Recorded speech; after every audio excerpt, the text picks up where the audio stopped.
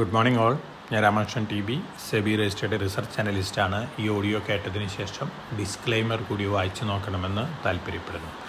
ഇന്ന് നമ്മൾ എക്സ്പെക്റ്റ് ചെയ്യുന്നത് ഫ്ലാറ്റ് അല്ലെങ്കിൽ സ്ലൈറ്റ്ലി വീക്ക് ഓപ്പണിംഗ് ആണ്. വൊളാറ്റിലിറ്റി ഒക്കെ മാർക്കറ്റിൽ ഉണ്ടാവാം. ഏഷ്യൻ മാർക്കറ്റ് സിറ്റുവേഷൻ നോക്കുകയാണെങ്കിൽ ഓൾമോസ്റ്റ് ഫ്ലാറ്റ് ആണെന്ന്.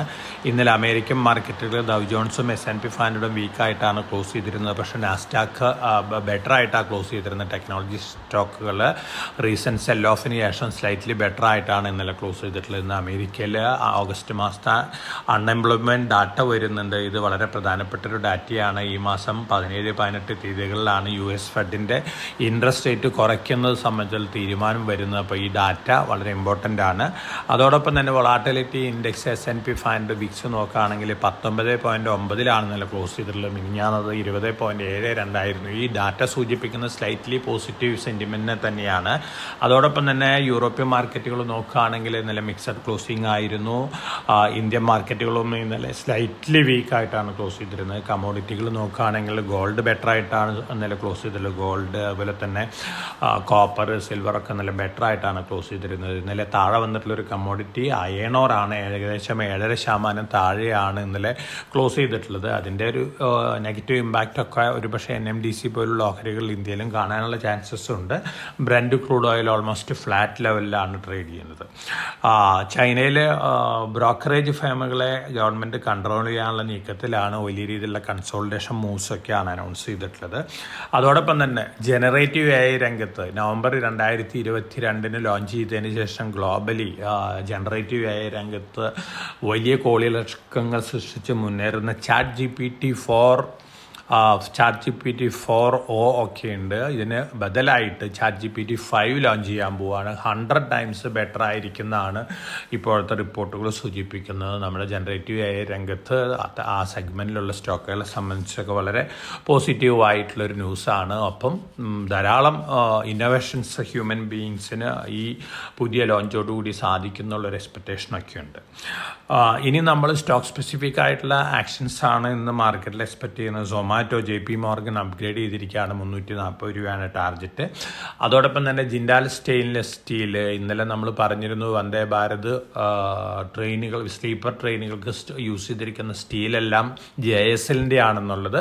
ഇന്ന് അവർ ഒഫീഷ്യലി അത് അനൗൺസ് ചെയ്തിട്ടുണ്ട്. ജിൻഡാൽ സ്റ്റെയിൻലെസ്സിനെ സംബന്ധിച്ച് JSLനെ സംബന്ധിച്ച് പോസിറ്റീവായിട്ടുള്ള ന്യൂസാണ്.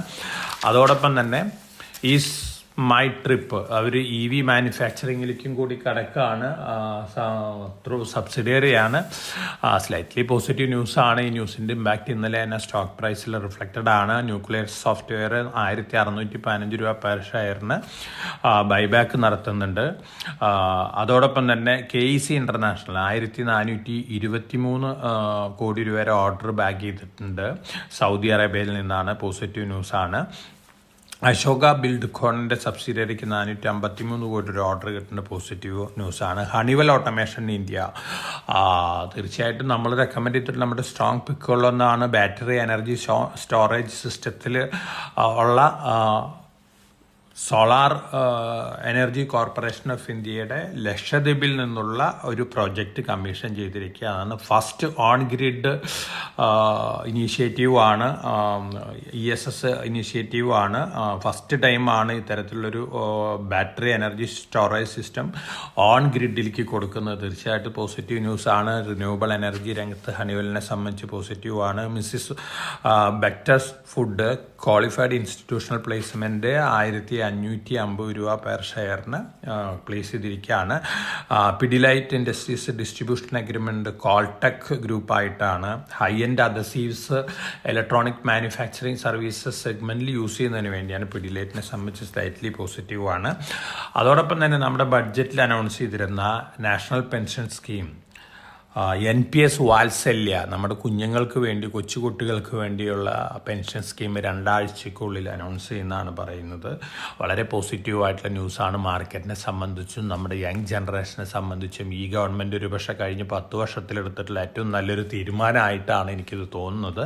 മാർക്കറ്റിനെ സംബന്ധിച്ചും പോസിറ്റീവാണ്. കാരണം ഇതിൽ വരുന്ന ഇൻവെസ്റ്റ്മെൻ്റൊക്കെ വരുന്നത് സ്റ്റോക്ക് മാർക്കറ്റിലേക്കും കൂടിയാണ്. അതുകൊണ്ടൊരു പോസിറ്റീവ് ന്യൂസാണ് നമ്മുടെ യങ് ജനറേഷനെ സംബന്ധിച്ച്.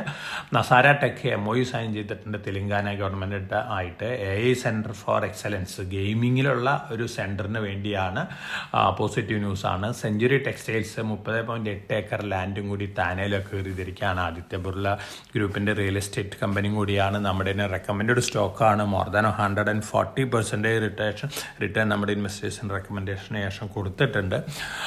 അപ്പോൾ തീർച്ചയായിട്ടും ഇത്തരത്തിലുള്ള ന്യൂസ് ഫ്ലോസ് ഉണ്ട് മാർക്കറ്റിൽ. എന്നിരുന്നാലും മാർക്കറ്റിൽ സെല്ലിംഗ് പ്രഷർ ഒക്കെ ഹയർ ലെവലിൽ കാണാം. നമ്മൾ മുമ്പ് സൂചിപ്പിച്ച പോലെ ഹയർ ലെവലിൽ വരുമ്പോഴൊക്കെ നല്ല പ്രോഫിറ്റബിലിറ്റിയുള്ള സ്റ്റോക്കുകളിലൊക്കെ പ്രോഫിറ്റ് ബുക്ക് ചെയ്യുന്ന ഒരു ഡിസിഷൻ നന്നായിരിക്കും. വളരെ കോഷ്യസ് ആയിട്ട് മാർക്കറ്റിൽ മൂവ് ചെയ്യുക.